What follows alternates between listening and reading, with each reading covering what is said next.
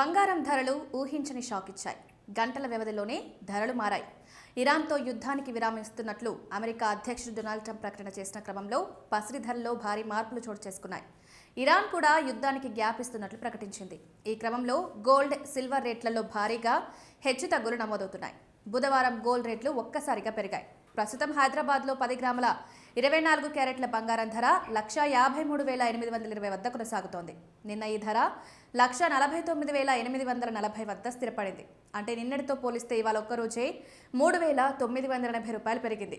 అటు 22 క్యారెట్ల gold rate 1,41,000 వద్ద కొనసాగుతోంది. నిన్న ఇదే ధర 1,37,350 వద్ద కొనసాగింది. ఇవాళ ఏకంగా 3,650 పెరిగిందని చెప్పొచ్చు.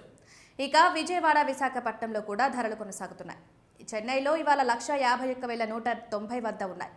నిన్న 1,51,200 వద్ద స్థిరపడ్డాయి. 22 క్యారెట్ల ధర అక్కడ 1,38,590గా ఉండగా నిన్న 1,38,600గా ఉంది.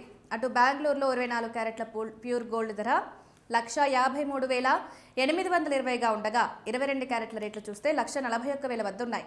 ఇక దేశ రాజధాని ఢిల్లీలో 24 క్యారెట్ల బంగారం ధర 1,53,970 వద్ద ఉండగా నిన్న ఇవే ధరలు 1,49,900 వద్ద స్థిరపడ్డాయి.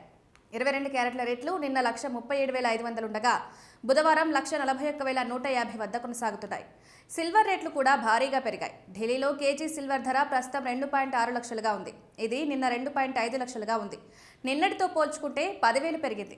ఇక హైదరాబాద్లో కేజీ వెండి 2,54,900 ఉండగా మంగళవారం 2.55 లక్షలుగా ఉంది. చెన్నైలో కూడా 2.54 లక్షల వద్ద ఉంది.